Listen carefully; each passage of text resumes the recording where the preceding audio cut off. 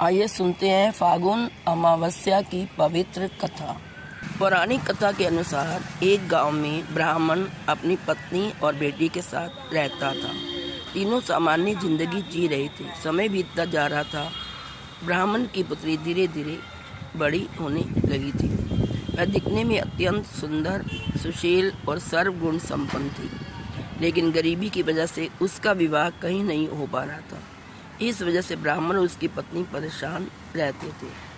फिर एक दिन उनके घर एक साधु महाराज आए। ब्राह्मण की पुत्री ने उस साधु की खूब सेवा की। साधु ने सेवा से प्रसन्न होकर उसे दीर्घायु का आशीर्वाद दिया। इसके साथ ही साधु ने यह भी बताया कि उसके साथ में विधवा का योग है। यह बात सुनकर ब्राह्मण परेशान हो गए और इसका कोई उपाय पूछा। तब साधु ने कुछ देर सोचने के बाद कहा कि एक गांव में सोना नाम की धोबिन जाति की एक स्त्री है जो अपने बेटे और बहू के साथ रहती है। वह महिला संस्कारों से संपन्न, निष्ठावान और पतिव्रता है। अगर आपकी कन्या उस महिला की सेवा करे और इसके विवाह में वह महिला अपनी मांग का सिंदूर लगा दे तो इस कन्या की कुंडली का विधवा योग दूर हो सकता है। साधु की बात सुनकर ब्राह्मण ने अपनी बेटी से धोबिन की सेवा करने की बात कही और अगले दिन कन्या सुबह उठकर सोना धोबिन के घर चली गई।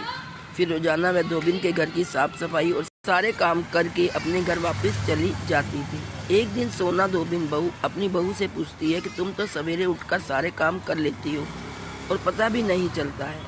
तब बहू ने कहा, माँ जी, मैंने तो सोचा कि आप ही सुबह उठकर सारे काम स्वयं कर लेती हैं। मैं तो देर से उठती हूँ। इसके बाद दोनों सास बहू निगरानी करने लगी कि कौन सवेरे उनके घर का सारा काम करके चला जाता है। कई दिन बाद धोबिन ने देखा कि एक कन्या सुबह उसके घर आती है और सारे काम करके चली जाती है। जब वह कन्या जाने लगी तो सोना धोबिन उसके पैरों पर गिर पड़ी और पूछने लगी कि वह कौन है जो ऐसे छुपकर उसके घर में काम करती है। तब कन्या ने साधु की कही गई सारी बात बताई।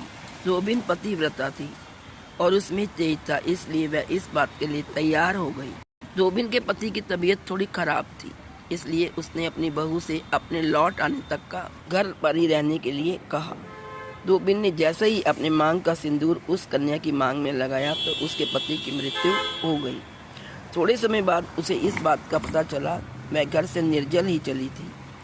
सोना धोबिन यह सोचकर कि रास्ते में कहीं पीपल का पेड़ मिलेगा तो उसे भंवरी देकर उसकी परिक्रमा करने के बाद ही जल पिएगी। उस दिन फागुन अमावस्या थी। उस ब्राह्मण के घर मिले पुए पकवान की जगह उसने ईंट के टुकड़ों से 108 बार भंवरी देकर पीपल के पेड़